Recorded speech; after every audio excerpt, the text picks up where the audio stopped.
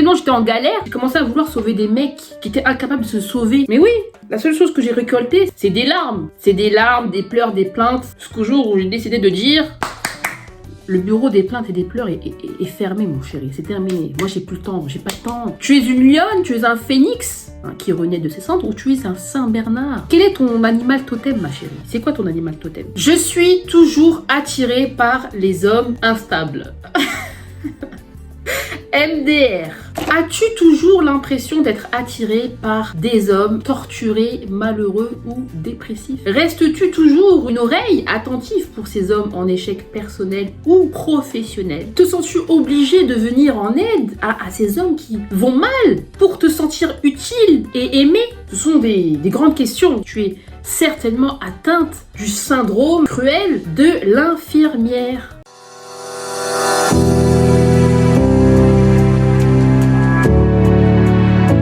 Garder confiance en soi face à un homme lors de ses rencontres amoureuses.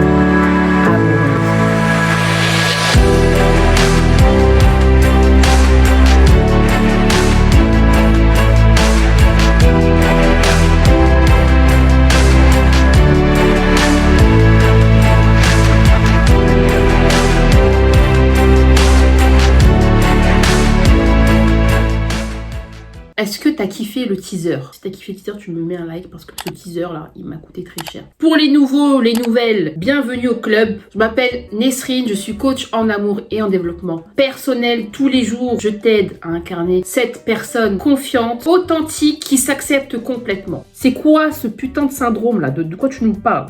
Le syndrome de l'infirmière. Là, je commence à faire ma petite posture de l'albatros. Capitaine crochet, ça veut dire que je me mets en mode position de force. Alors, qu'est-ce que le syndrome de l'infirmière? C'est un syndrome qui caractérise les femmes qui sont toujours attirées par des hommes instables sur le plan mental, psychique, émotionnel et professionnel. Ce qui facilite tes rencontres, c'est d'avoir ce sentiment de pouvoir être utile. Tu vas être attiré par les hommes à problème. Tu sauras que tu pourras les aider d'une certaine manière. En quelques temps, tu commences à t'investir de cette mission humanitaire qui est celle de venir en aide à un homme qui souffre, à un homme qui s'est fait trahir, à un homme qui vient de divorcer. Voilà, tu te sens obligé de l'aider pour te sentir utile et aimé. Tout ça, c'est du bullshit. Moi, je te dis la vérité. Tu prends soin de lui comme si c'était ton enfant malade. Accroche le téléphone. Mon loulou. Oui, en train d'écouter tous ces blabla, tous ces problèmes-là. Voilà, tu commences à devenir sa thérapeute, sa psychologue, tu cherches des solutions alors que l'individu cherche juste de l'attention. Toi, dès que tu le rencontres, tu as l'impression que tu vas pouvoir sauver ta target, l'extirper de ses malheurs, le rendre meilleur. Tu veux révéler son plein potentiel. Tu veux le faire entrer dans ton moule. Tu es tellement incapable de révéler ton propre potentiel que tu commences à voir le potentiel des hommes en fait. C'est quel genre de mensonge? T'es là, tu t'occupes de lui, tu commences à faire la maman. Tu lui fais à manger, tu lui donnes des excuses, tu lui donnes de l'argent, tu lui payes même son loyer, t'es là accroché au téléphone, tu fais la psychologue, t'as même pas le diplôme, t'es même pas infirmière scolaire. Allô maman bobo, tu commences à te donner de l'eau et du sucre. Tu lui donnes plein d'excuses. Mais tu sais, Nesrine, il a beaucoup souffert, ses ancêtres ont beaucoup souffert, tu sais, il a pas connu son papa, et son papa il l'a abandonné, et il est triste. Et puis sa femme elle l'a trompé en fait. Le mec il sort d'un divorce. Il sait pas ce qu'il veut, c'est normal, mais moi, comme je suis super gentille, je suis super entière, bah écoute, moi je vais patienter. Ouais. Je pense même que je vais l'aider, ouais. Je me suis tellement pas aidée moi-même que je pense aider les autres. Ouais, je pense que c'est dans mes dispositions, c'est dans mes arcs. Je sais pas si on dit ça comme ça, mais t'as compris. Tu veux révéler son potentiel, tu veux l'aider à s'en sortir. Et à la place, que récoltes-tu? Que des bananes et des carottes. Voilà, des bananes et des rodkas. Tu fais le marché de Sarcelles du lundi au dimanche. C'est ta passion, c'est ta nouvelle fonction. Résultat, il te tire vers le bas. Il te fait même te sentir responsable de son propre malheur. Te grappille ton énergie, te grappille tes ressources, ton temps et ton argent. Après tout ce que j'ai fait pour toi, tous les tiramisus que j'ai fait pour toi, et moi, que dalle, pas un resto, bah oui. Mais l'individu, il est fauché. Il est fauché, c'est toi qui lui donne de l'argent en fait. Tu lui reproches les mêmes choses. Les mêmes choses qui ont suscité en toi de la pitié. Tout ça, c'est du bullshit. Je suis désolée. Donc, t'es passé d'une jeune femme pimpante, attirante, à une vraie mère Teresa. Voilà, t'es la mère du pauvre, présidente de l'association des hommes en galère. Bah oui, c'est ta fonction, c'est ton statut. Tu t'es réduite à ça parce que tu penses que tu n'as aucun autre moyen de séduire un homme. Le seul moyen pour toi de séduire un homme, c'est de devenir sa mère. C'est quoi ce syndrome de l'infirmière en fait? Parce que je l'ai également eu, le syndrome de l'infirmière, et franchement, je suis pas trop fière. J'ai aussi été atteinte de cette maladie, de cette saloperie, je dirais même. Alors, le syndrome de l'infirmière fait écho à un jeu psychologique illustré par le fameux triangle dramatique de Karpman. Cette figure met en évidence un scénario relationnel typique entre une victime, un sauveur et un persécuteur, un bourreau. C'est un jeu psychologique qui se joue à deux, entre deux personnes capables de jouer alternativement ces trois rôles. Très concrètement, et en l'espèce, si lui endosse le rôle de la victime, il t'invitera à jouer naturellement le rôle complémentaire du sauveur ou du bourreau. Mais en l'espèce, là, tu joues le rôle de la sauveuse. Là, t'es un Saint-Bernard, un petit peu une lionne. T'as un chien de cirque, là, t'as un chien avec un tonnelet autour du cou rempli de schnapps. Voilà, toi, ton rôle, c'est d'aller sauver des hommes. Voilà, t'as tellement que ça à faire que toi, ton rôle, c'est de t'accrocher à des hommes à problème. On dirait que c'est ta passion. Je suis désolée. Franchement, je suis désolée. Je suis désolée, en fait. Enfin, tu sais quoi, je suis même pas désolée. Remercie-moi. Je suis également passée par là. C'est pour ça que c'est terminé. On joue naturellement ce rôle ou est-ce qu'on aime bien jouer ce rôle-là de la sauveuse? Parce qu'il est très gratifiant d'un point de vue narcissique. Il nous rend utile à l'autre. Il nous rend indispensable.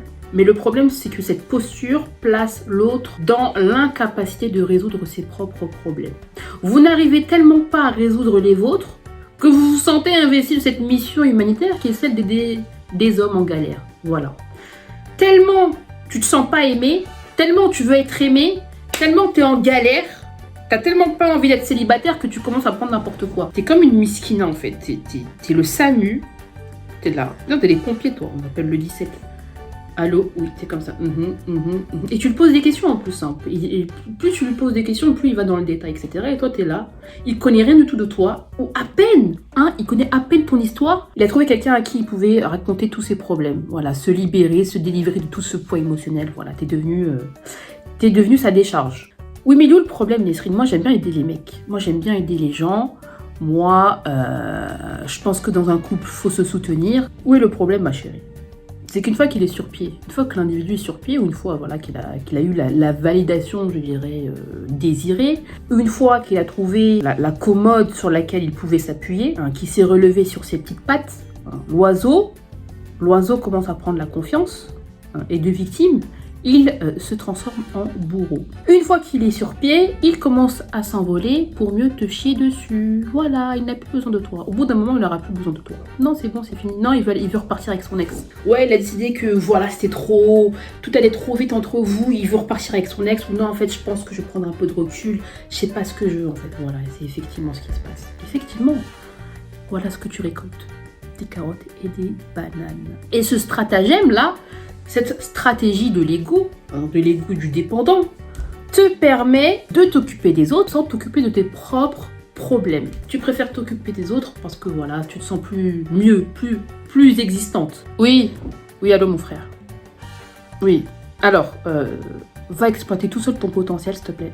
Et tu m'appelleras quand tu seras enfin CEO ou chef d'entreprise. Parce que j'ai pas le temps, moi aussi je dois exploiter mon potentiel. Je peux pas faire deux choses en même temps. Ok ? Voilà, bah du coup on se tient pas au jus, hein, je bloque ton numéro, dans un an on fait le bilan, voilà, merci. On fera le bilan d'évaluation, il n'y a pas de problème, c'est le bilan annuel. Salut, bye, salam, ciao, tchuss, bisous.